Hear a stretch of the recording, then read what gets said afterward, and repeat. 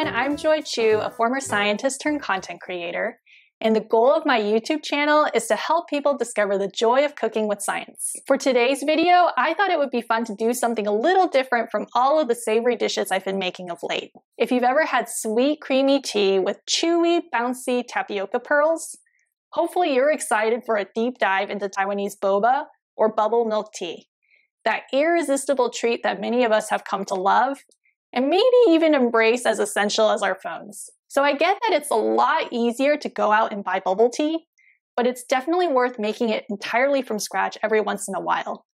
You'll save money, and it's a fun and satisfying experience.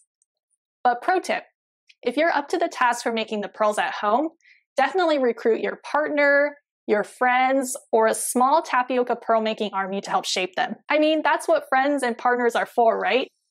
My recipe is adapted from China's Sichuan food, and you can get it by subscribing to my free Substack newsletter.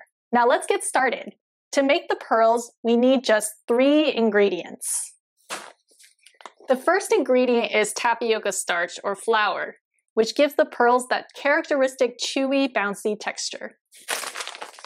We also need dark brown sugar, also known as black sugar or heitang in Chinese.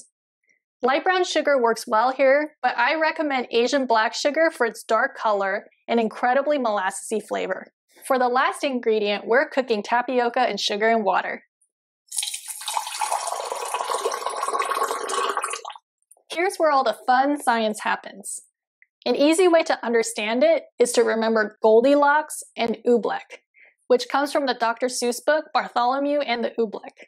So how do these things relate to tapioca pearls? To form our dough, we need a specific amount of gelatinization. Not too little, not too much, but just right.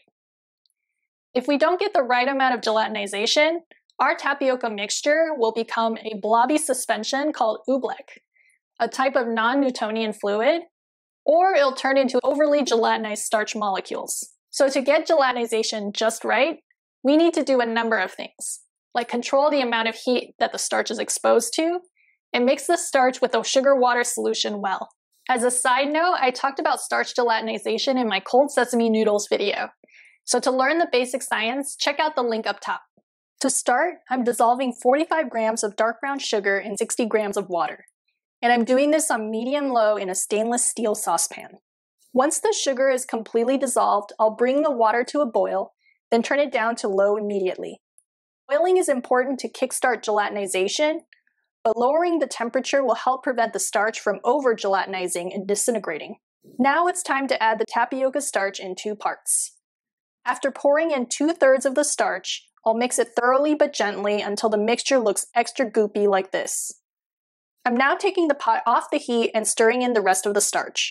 Since the second batch of starch isn't as gelatinized as the first, it will help hold the dough together and keep it from getting too sticky. When everything is combined, I'm going to scrape the dough out onto my work surface and knead it gently when it's not too hot to handle. After dividing the dough into 2 portions, I pull off bits of dough to form into balls. Each ball should be 1/2 to 1 centimeter in diameter. After shaping the pearls, I'll coat them with more tapioca starch by rolling them in 1 tablespoon of starch, and then straining out the excess. So here's a quick tip before we boil them. If you don't want to cook the pearls right away, you should freeze them in a Ziploc bag after shaping.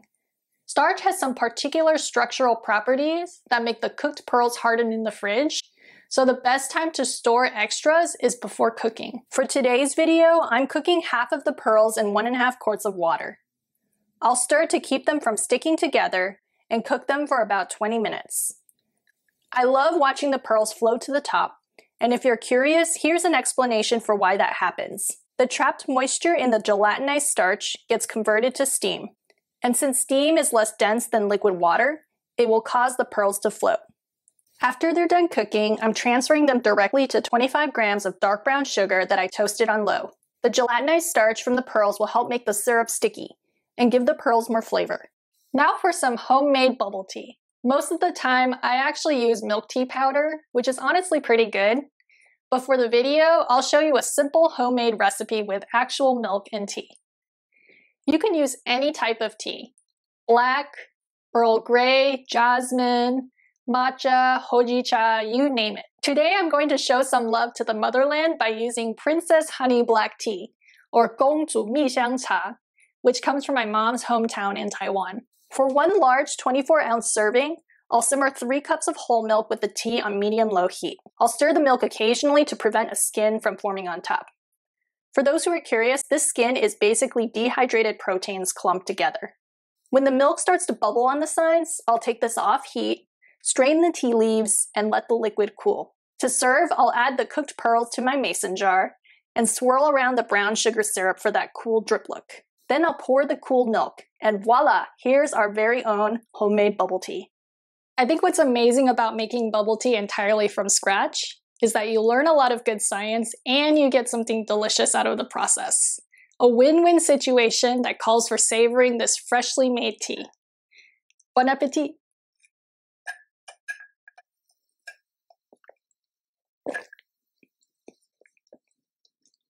Thanks for watching. To get the full recipe with notes, subscribe to my free Substack newsletter. If you enjoyed this video and want to keep learning more about the science of everyday cooking, like and subscribe to my channel below. As a heads up, I'll be taking a short break to entertain some out-of-town friends, so the next video will come out in early August. In the meantime, stay cool, drink some bubble tea this weekend, and I'll catch you all later. Ta-ta! Oh! Oh, sorry. Sorry. I'm doing the drawing.